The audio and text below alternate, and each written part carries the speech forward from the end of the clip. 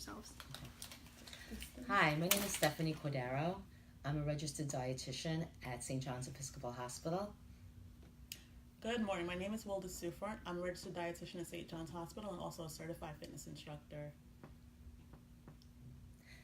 How are you today? I would like to wish Wilda and all my fellow dietitians out there a happy Registered Dietitian Day. Woohoo! Yay!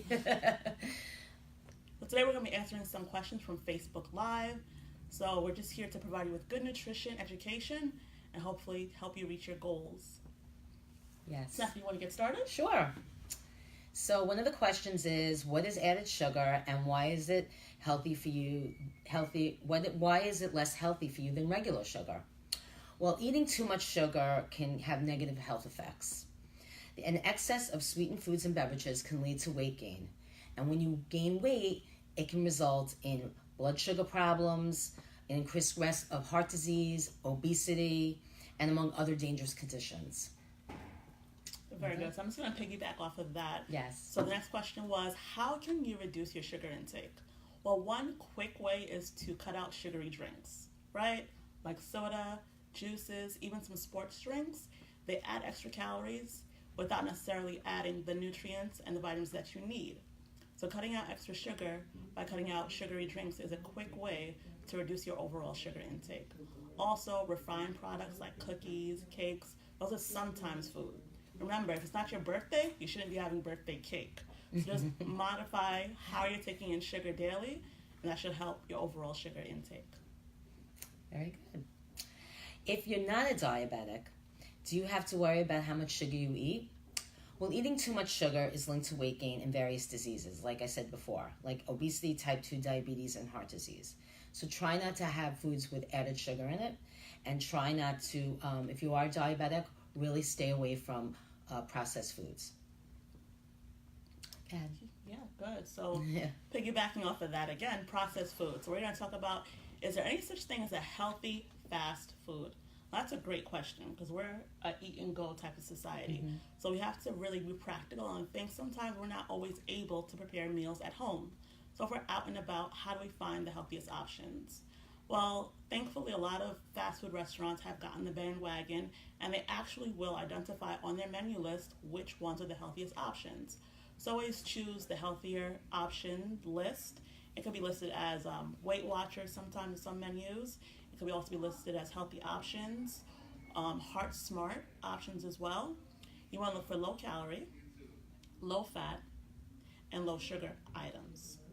And then also when you're ordering foods, you can make them healthier for you by asking for no salt on your fries or no MSG on your Chinese food. Also asking for sandwiches to be on flatbread as opposed to hero breads because that will reduce your carb intake. So you can make better choices for yourself anywhere that you eat. Yes, very, very good. So another question is going gluten-free healthy for everyone? A gluten-free diet is not for everyone. For people who are gluten intolerant or have celiac disease, a gluten diet is definitely essential. Good gluten-free choices include naturally gluten-free foods like lean meats, low-fat dairy products, vegetables, fruit, whole gluten-free grains, and healthy fats. So it is not for everybody. If you can tolerate gluten, then you should be on a regular diet. If you do have celiac disease, though, it is imperative that you stay away from gluten. So you don't, anybody who has like irritable bowel or any kind of digestive disorders, they really need to start on the gluten diet. Yeah, so there's a lot of misconceptions in the media about gluten and other kind of diets that sometimes become fads when they're actually medically necessary for certain populations, right? So a good way to find out which diet is important for you or best for you is to visit a registered dietitian, right? Absolutely. So one question you may have is, does St. John's offer nutritional service to patients who want to make an appointment? Well, in order for you to see a dietitian within St. John's, you have to be seeing a provider within St. John's. That means you have to be seeing a primary doctor or a specialist within St. John's who will then refer you for a nutrition consult. You can also visit our website for more information or call St. John's directly to find out how you can schedule a nutrition appointment. Good. Okay, getting back to the questions. Is organic produce healthier than regular produce? If so, why? Well, according to the USDA data, organic foods have fewer pesticides, residues than conventional grown produce. But the amounts for both types of produce are within the safe of consumption. You can have them both, and they're both ruled safely to eat. But organic foods sometimes are pricier because of the way that they're sprayed, and what's used on them is more expensive than conventionally grown produce. So that's why sometimes organic foods are more expensive than regular foods. Definitely. So I'm going to talk a little bit about portioning your plate. So the question is, what is the portion plate?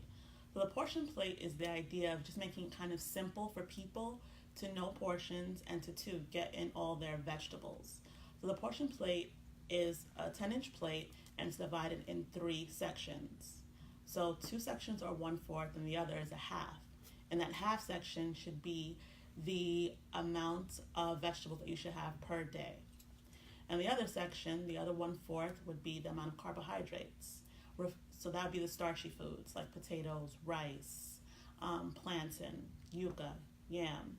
And the last 1/4 would be any type of lean protein. That would be lean chicken, fish, beef as well.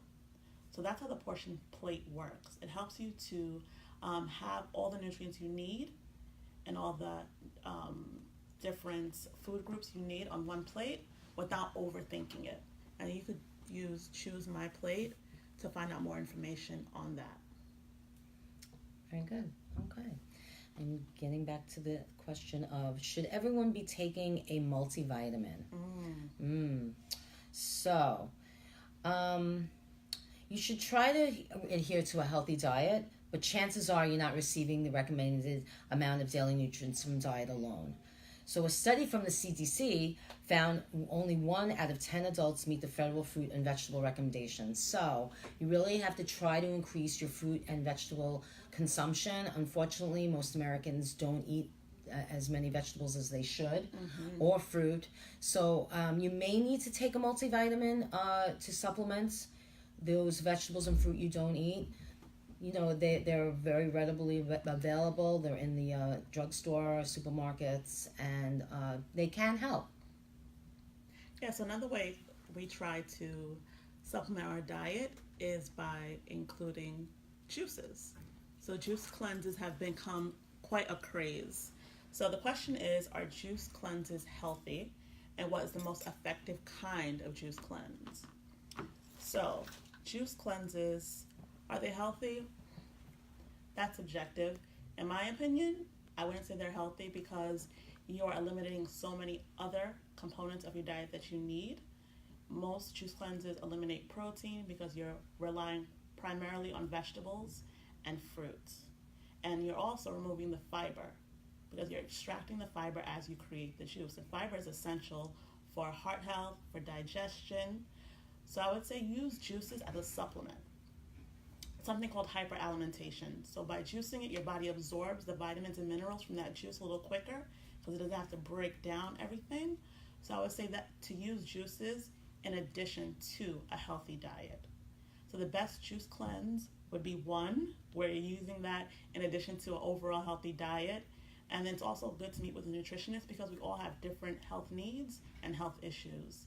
So there's no one absolute quick answer for that question. The question that Lai, you want to ask? Sure. So we have another question coming in as we speak. Can we survive on fruits and veggies only? So that's a great question. This lends itself, I guess, in some ways to a vegan diet, but a vegan diet would also include legumes and nuts.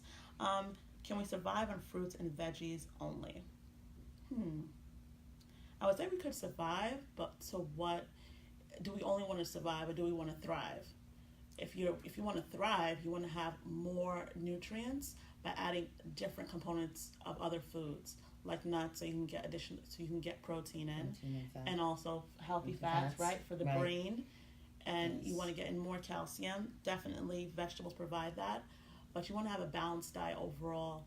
You can have a microbiotic diet, but then you may have some deficiencies in other places that can only be derived from protein-rich foods And healthy like fats. nuts and healthy fats. Exactly. So I wouldn't say you can survive, but will you thrive? Will you have overall great health with just having fruits and veggies? I would say no. Right. Yeah. I agree with you. So another question would be, what is the best diet to follow to get rid of type 2 diabetes? Type 2 diabetes is growing more and more in this country. Even with children are developing it earlier on because of obesity, poor eating habits, lack of exercise. Yes. So a radically low-calorie diet can reverse type 2 diabetes, even 6 years into the disease. Wow. But, losing weight will reverse it. The diabetes, you no longer have to take medications, but you really have to be diligent and you have to lose the weight. So what you can do is you can, cut back on your portions. You must exercise, and, that will really help, curtail the symptoms and maybe your medications with type 2 diabetes. Yeah, definitely. Yes. So diet is definitely one way. And Yes, and exercise. You have to use both. That's right. Yes. You've got to get moving. Got to get moving. So piggybacking off of that to say, as far as your diet, what should we have if we're doing like on-the-go meals for breakfast, lunch, dinner, and snacks? That's a good way to kind of monitor your intake by preparing in advance. So good snacks for on-the-go would be a fruit that has its own container, right? So we're thinking bananas, oranges, because they have their own container. You can carry it throughout the day. You can also do a great breakfast burrito or quesadilla. So it's like having your breakfast handy in one hand, and you can add different things to it, like eggs, cheese. You can even add avocado to that. That's a great snack, vegetables, to send kids when they're walking to school. They have it in their hand, and they're still able to get out the door quickly. For lunch, you could be a little bit more intricate. Add some vegetables. Make sure they're sealed properly. There are lots of sealable containers that are sold to keep your lunch fresh throughout the day. I want to think of having tuna, chicken, nuts, beans. Those are things that kind of hold throughout the day and keep them in a cooling sack. There are even some backpacks that have cooling compartments so that you can send those off with the kids. For dinner, if you're having dinner outside, you're working late, it would be the same. Just making sure the foods are kept at a cool temperature and heated properly once you are ready to eat them. Very good. Now, piggybacking off of that, let's talk about salts. The salt. How does salt consumption cause high blood pressure? So eating salt raises the sodium in your bloodstream, and it wrecks the delicate balance, reducing the ability of the kidneys to remove the water. So the result is higher blood pressure due to the extra fluid and the extra strain on the delicate vessels to the kidneys. So you really have to be careful when you do eat products that are high in salt. Most Americans, the average salt intake is about 5,000 to 6,000 milligrams per day. That's a lot. Because there's a lot of hidden salts in a lot of foods. You don't even realize it. So especially when you do go out to dinner or lunch or you're eating out, you have to make sure that you know what's in your food. So the best thing to do is when you cook at home, you know what's going in it. You use your own seasonings. If you do have high blood pressure, try to use salt-free seasonings. Even use natural garlic and onions, anything natural to season your food so it tastes good. Yeah. And, just be careful when you're eating out because you just have to order, be aware that you should not be having foods with salt on it, and stay away from the salt shaker because a lot of people will just automatically just take the salt shaker off the table and start seasoning their foods. Yeah. So a low sodium diet is about 2,300 milligrams per day. Okay, so should you snack between meals in order to lose weight or stick to 3 meals per day? Interesting. So the benefit of snacking in between meals is that it curbs your hunger so that you don't go from breakfast to lunch starving and then overeat at that next meal. The second benefit would be it regulates your blood sugar so you don't have those highs and then those lows. So eating every 2 to 2.5 hours is a good way for weight loss because you don't overeat for the next meal, and also you're regulating how the body releases insulin because it knows this person eats on a schedule I know when to release the insulin to absorb the foods that they're going to take in. And snacks are a good way to supplement your intake by having fruits and nuts and lighter things at that time. So remember, a snack is something 100 calories to 120, and you want to think something that can fit in one hand. That would be a snack. Exactly. So having snacks in addition to 3 meals a day is a great way to maintain a healthy weight. Yes, I love to snack. Me too. I'm a snack mania. Yeah. Yeah. Speaking of snacking and starving, and so let's talk about exercise a little bit. How many extra calories should you eat if you exercise regularly? So for the average exerciser trying to lose or maintain weight, someone who burns about 200 to 500 calories a few times a week, they really don't make up a significant portion of overall calories burned. So generally in the 1,500 to 2,000 per day range.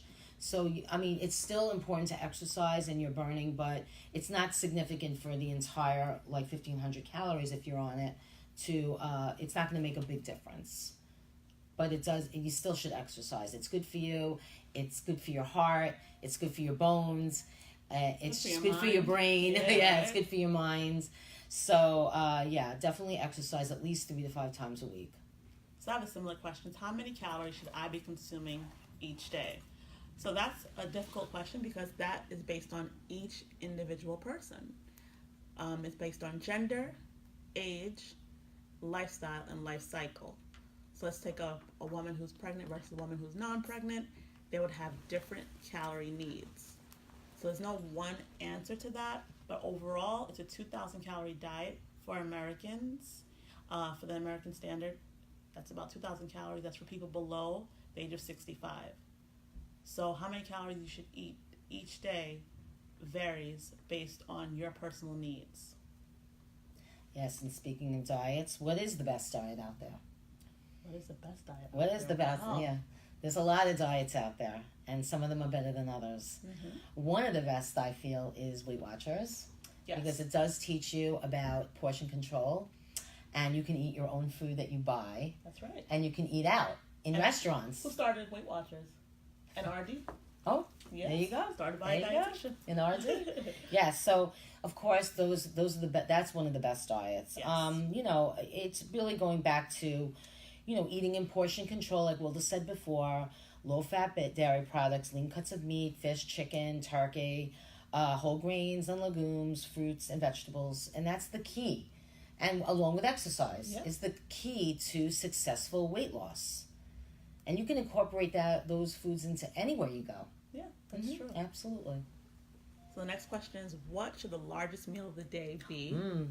And is it true that you should only eat a small dinner before going to sleep? That's a great question. Oh, I lost it. You want to think that you should have most of your calories while you're active. Food is fuel for the body. So you want to eat most of your calories while you're active. So you want to have a substantial breakfast, substantial lunch, and kind of wind down as your day winds down, because that'll help you get a more restful sleep, and because your body's not digesting so much heavy foods as you're lying down. It helps reduce the occurrence of GERD or reflux because you're not laying down so soon after a heavy meal. So having a smaller dinner is best. And studies also show cutting off your mealtime around 8 is a great way to maintain overall weight loss. So I believe having larger meals during the day while you're most active, and then tapering down as the day gets later, where you're starting to rest or watch TV and be more sedentary, is the best way to maintain a healthy weight. Yes, eat like a king at breakfast, like a prince at lunch. And you pauper for dinner. That's right. That's right. I always go like that. So we have a question in here. Is it true that vegetarians suffer with vitamin B complex deficiencies?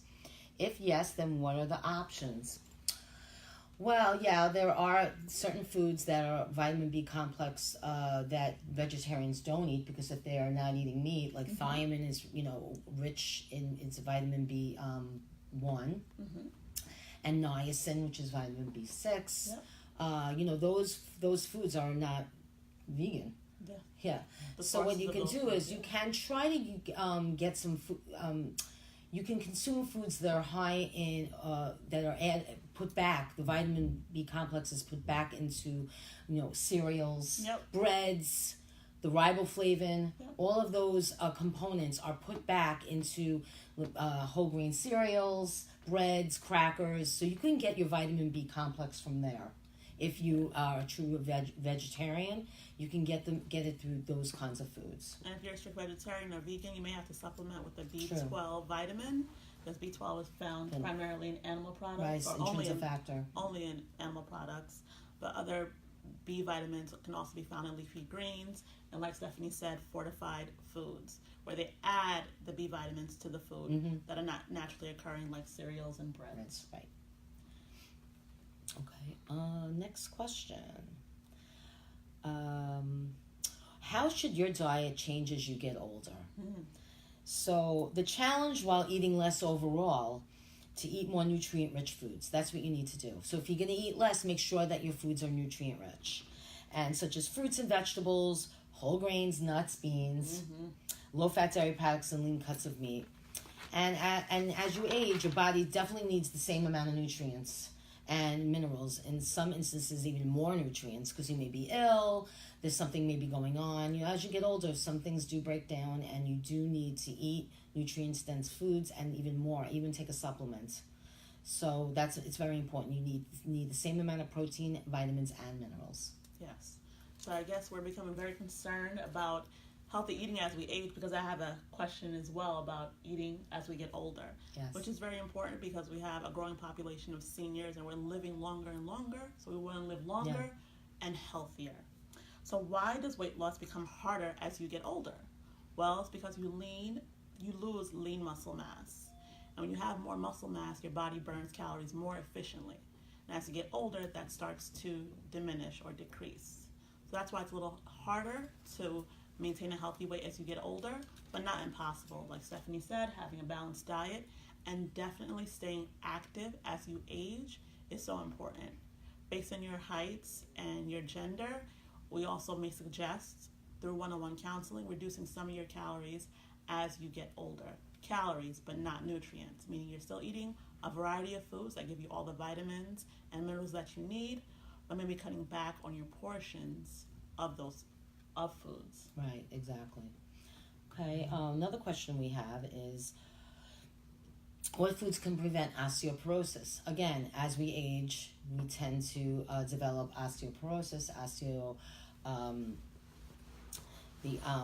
the bones tend to get brittle, so we really have to try to prevent that. Yeah. So ensure a nutritious diet in adequate calcium intake, yogurt, low-fat milk, low-fat cheese.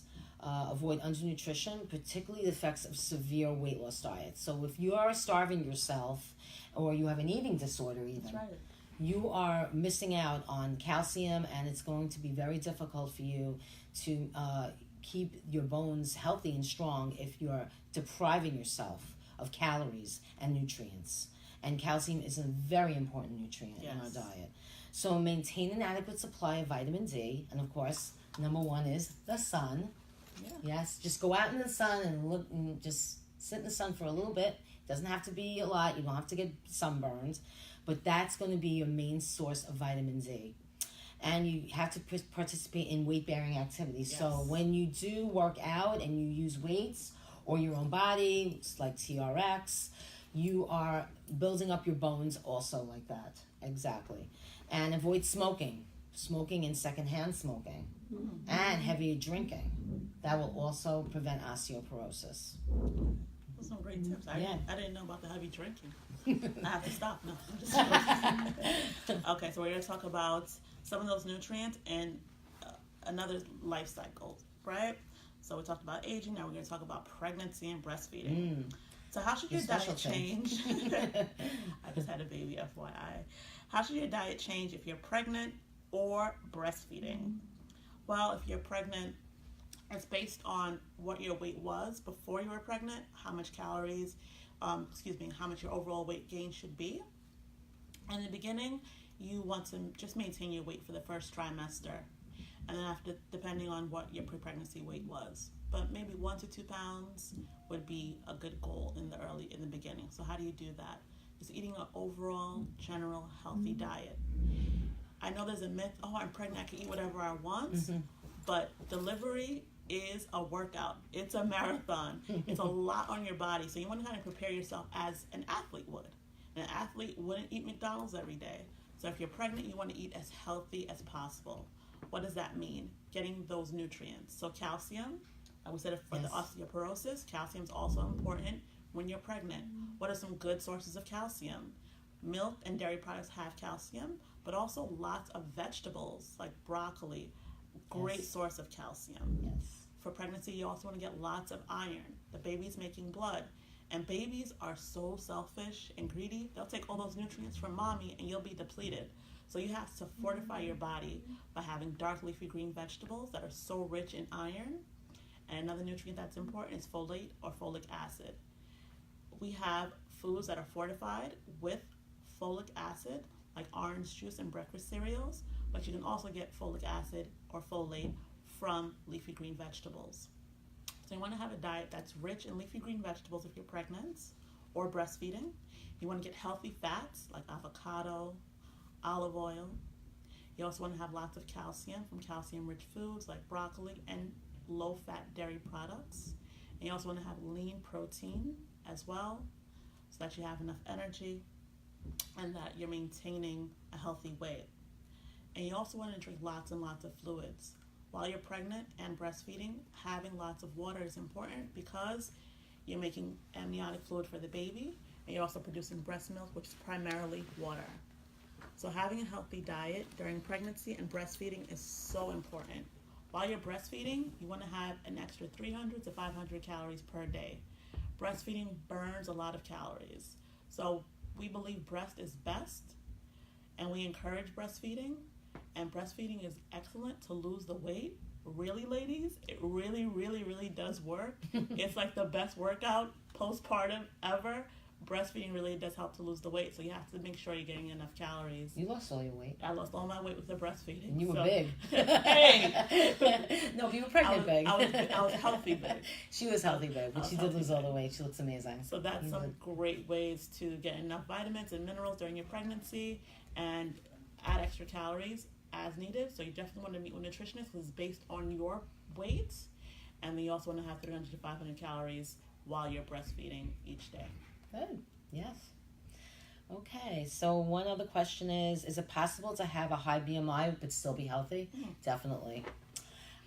It's possible to have a body mass index higher than normal healthy range of 20 to 25 and still appear to have a normal weight and be healthy. It's due to greater muscle mass. So if you work out and you're constantly lifting weights, you still will have a high BMI because muscle weighs more than fat. And you will be healthier and you will appear healthy even though your BMI may be higher than the regular 20 to 25. You still are healthy. And that it's a very big difference, like with a bodybuilder and somebody who's very overweight. Yeah, they can have the same BMI, but one's healthy and one's not because of all that muscle mass. And absolutely. Yeah, so definitely there's other parameters as well, like you can take your body fat. Right? Yes, you can do a waist circumference. That's right. Yes, it's a very, very good tool of measuring how much weight that you need to lose or how big your waist is with men and women. It's a little different. So that probably is a better indicator than BMI because, like I said, BMI, it could be different. But the waist circumference will really tell you. It really tells the truth, It right? does tell the truth. Yeah. Absolutely. Okay, let's see what else we have here. What are some healthy oils that we can consume? So oils, there are oils that we will say we need oils. We need fat. Why do we need fat? Fat is your friend, but healthy fats. We need fat for brain, to support brain health, especially when we're younger, for developing little kids. We also need fat for fullness, to make us feel full, satiety. That's what fat does. And it also helps us to store calories in the event we're in a position where we don't have enough food coming in. So how do we get those healthy fats? We want to get fats that are protective for the heart, so omega-3s. You'll find those in fatty fish like salmon. You also want to get healthy fats from avocados and also olive oil. Some other healthy fats would be canola oil as well. That's a little more on the lower end of the price scale and more readily available. So I would say avocados, fatty fish, oily fish like salmon, peanut butter, the all natural Yes. peanut butter, where you kind of skim the oil off the top, and you gotta stir it. Yes. You gotta do a little bit of work, and it tastes really good. And nuts as well are good sources excellent of fats. source. So don't be afraid of fats. Fats are your friends. Yes, we have Good fats are your friend. Another question? You want to take this? Oh, so we have another question. Okay. Let's see. Is dieting good, or should we just eat small portions and exercise? I agree. I agree. Yes, you just answered your own question. Yeah. Right? Yeah, small portions and exercise is key to success in weight loss. If you want to maintain, you may want to eat a little more, or if you're underweight, you may want to add like 500 calories to your daily intake. But definitely for dieting, diet's such a horrible word, right? Yeah, right? It's more like food control. So, yeah, you definitely want to watch the portions and exercise regularly. And dieting always seems like it's going to come to an end. Like you diet to get to a goal, and then once you get to that goal, you return to your poor eating habits. And that creates a yo-yo. So you got to your weight loss goal. Okay, I got to my goal. Now I can start to eat whatever I want. What happens? You gain the weight back. This is a lifetime change. That's right. It's a lifestyle change. Yes. And your body is going to fight you to gain it back.